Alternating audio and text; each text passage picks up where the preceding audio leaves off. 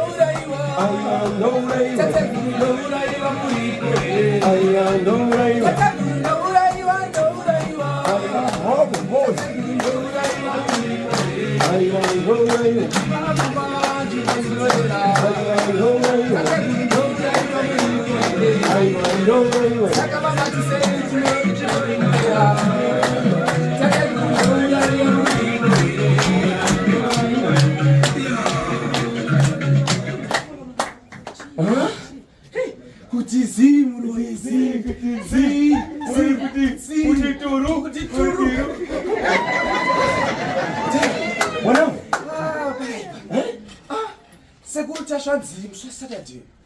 Vane bira kana kuti sakanzi tidedzere manje saka chikuitika my problems yekuti ona pakazara mabrand saka manje tikatedzera neshon havazonzwe manje. Saka what would he? Saka ndida kuti ndikati. What about? Saka ndati ndakadedzera neshona. Mimi ndime munonyazozwa chimalawi saka mondisirawo kuchimalawi chiwanzwisisa. Kusikutashu. Musasatade. Musasatade. Kune bira. Kune bira. Topina marai. Topina marai tidedzera. Tidedzera. Adi. Satodedzera. Todedzera. Adi. Terera. Imba ni mumve. Watashu kwaita doro. Arikukotasu kwa chasa mwawai. Dorere kuna maimba. Abudu mwawa kumata nyumba. Mwauta se? Wakumata nyumba. Akamsima kuti akaku. Kakunjenga so. Kakunjenga so. Ichewa. Kuseka ndi kushona. Oh. Inokutarra zambi. Oh. Isiye kumalaiko. Oh. Anenga sina. Takakushaliko bwana unokuziza. Oh. Nakutangira. Alright. Terera. Imba ni mumve. Kwa Tasvu kwaita doro. Ati kwa Tasvu kuita sabu mwa hii. Doro le kuna maimba. Audu mwa kumata nyumba. Anenga sina kuna mao. Amenda libe kumatako. Kukoinja. Amsi matabu. Anaweza kuna mao. Amenda libe kumatako. Oh, kuna mao. Oh, ndo pale kako.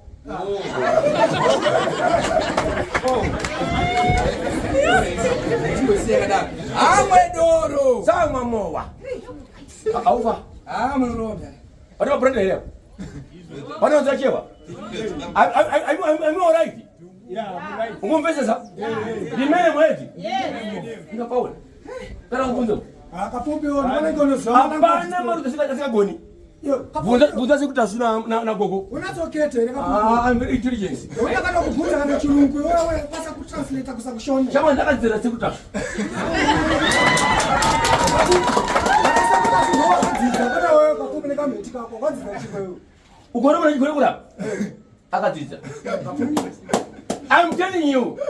Kapfupi. German. Vuza gogo. Wanafuta uli. Wow. Angaliko kunoa tu. Ngavunza tume kwasa ile kutranslate kusakushona kapfupi. What is? Ngavunza tume ne chirungu. Kwasa ile kutranslate kusakushona. Kana ukiza kushona una suru. Akwaza kutranslate. Unaweza utasema. Transporter. Sawa transport kapfupi. Kupita mashono. Wenda kuchirungu. Transport. Kapfupi kutranslate.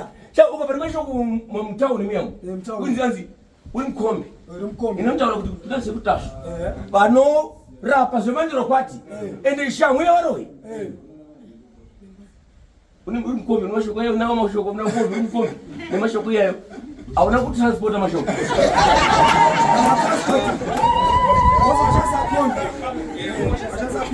Transport. Joaenda. Translate. Sanonoka. Sanonoka.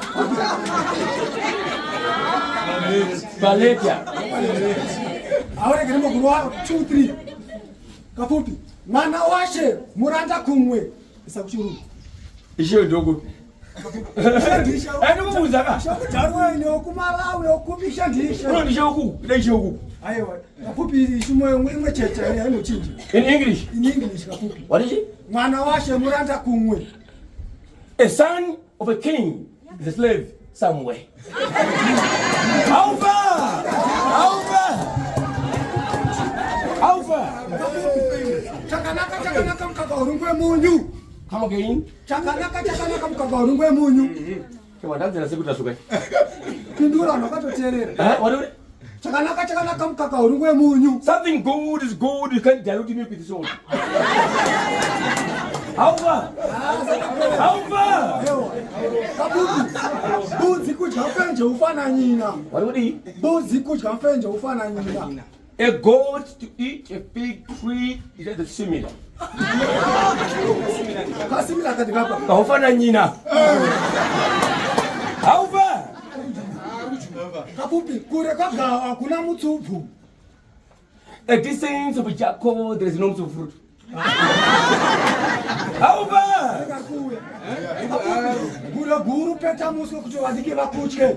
Big baboon, fold your tail so that the young ones will fear you.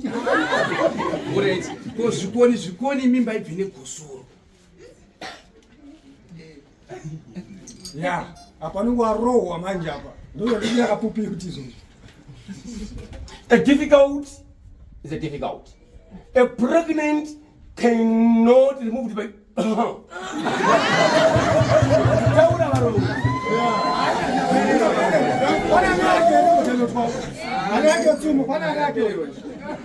Apa semua di darute. Ada semua. Di darute. Ani apa? Mati. Akanga nyimu. Ya ndo tena ni semua ini. But the problem. Semua motor mereka expire kudang.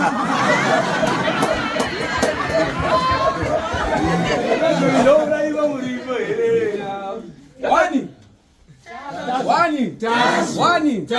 So kutendai.